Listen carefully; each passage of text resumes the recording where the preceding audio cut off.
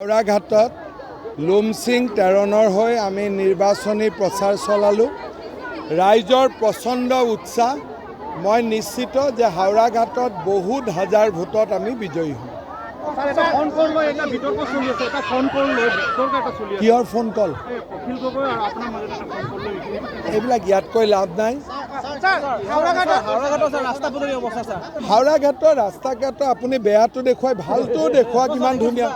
আপুনি ভালটোৰ ফটোটো আনক। মই বুজিলোঁ আপুনি কোন বেপাৰৰ। সেইটোৱে গণ্ডগোল। ভালটোৰ ফটোবিলাক নেদেখায়। ক'ত ভালটো এটা মোক নিউজ দেখাওকচোন। ৰ'ব এটা আপুনি নিউজ দেখাওক য'ত ভালটো দেখুৱাইছে। এনেকৈ মানুহে নালাগে। মানুহে খোজাৰ এটা ছিষ্টেম আছে।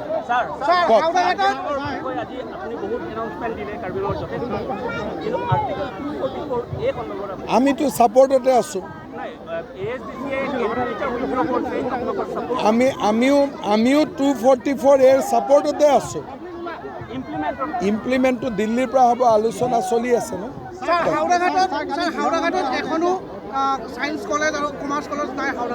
চাই দিম মই।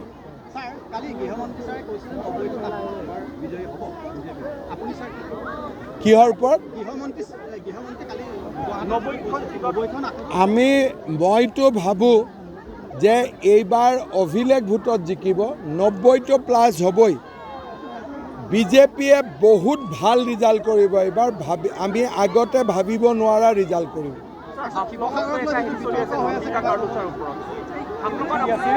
বহুত হাজাৰ ভোটত আমি জিকিম। নন্দিতা গাৰ্লুচাৰটোতো ক'ত জিকিব পাৰিব? এইটোতো অলৰেডি আমি জিকিয়ে গৈছোঁ। এইবাৰতো হাফলঙত অকল ডিমাচা লগতে আন সকলোৰে সমৰ্থন আমাৰ কেণ্ডিডেটে পাই আছে। এইবাৰতো বহুত ভোটত জিকিব।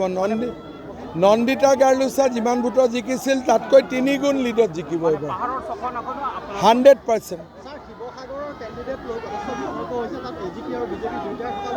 মই আপোনালোকক এটা কথাই কওঁ যে মানুহে ইলেকশ্যন খেলিব লাগে। কিমান ৰাস্তা ঘাট কৰিলোঁ, কিমান স্কুল কলেজ কৰিলোঁ। অখিল গগৈ ইলেকশ্যন খেলিব খুজিছে খালি কুশল দুৱাৰীক গালি পাৰি। তাৰমানে তেওঁ এটা নিগেটিভ ভোট ল'ব চেষ্টা কৰি আছে। MLA অখিল গগৈ আছে, MLA কুশল দুৱাৰী নাই। আলোচনা হ'ব লাগে অখিল গগৈৰ ওপৰত যে তেওঁ কিমান কাম কৰিলে। আজি ডিব্ৰুগড় কিমান আগুৱাই গ'ল, যোৰহাট কিমান আগুৱাই গ'ল, লখিমপুৰ কিমান আগুৱাই গ'ল, শিৱসাগৰত আজি কিয় আগুৱাই নগ'ল? অখিল গগৈৰ নিগেটিভ পলিটিক্সৰ কাৰণেই আজি শিৱসাগৰ পিছ পৰি গ'ল। তেওঁ এবাৰ ইলেকশ্যনত এটা নতুন নিয়ম আৰম্ভ কৰিছে যে প্ৰতিদ্বন্দ্বী প্ৰাৰ্থীজনক বেয়া কথা কৈ আক্ৰমণ কৰক। অসমৰ ইলেকশ্যনত এইবিলাক নিয়ম নাছিল। অখিল গগৈ এইটো মাৰ্কছিষ্ট লেফটিষ্ট এটা নতুন নিয়ম আনিছে যে অপজিশ্যনত উঠা মানুহজনক চৰিত্ৰ হনন কৰক, গালি গালাজ কৰক। ভাই এইটো তোমাৰ ইলেকশ্যন, তুমি হিচাপ দিয়া না কিমান কিলোমিটাৰ ৰাস্তা বনালা। কুশল দুৱাৰী ভাল বেয়া শিৱসাগৰৰ মানুহে জানে নহয়। তুমি কিয় ক'ব লাগে? শিৱসাগৰৰ মানুহে কুশল দুৱাৰীৰ পৰীক্ষা পাতা নাই নহয়। শিৱসাগৰৰ মানুহে হিচাপ খুজি আছে অখিল গগৈৰ পৰা। অখিল গগৈ আকৌ বলটো পোনাই লৈ গৈছে নহয় কুশল দুৱাৰীয়ে হিচাপ দিয়ক। কুশল দুৱাৰী MLA নেকি? এইবিলাক কথাটো অখিল গগৈ ভাবে যে তেওঁ এনেকুৱা ধৰণে ৰাজনীতি কৰি চলি থাকিব পাৰিব। শিৱসাগৰখন খতম কৰি দিলে।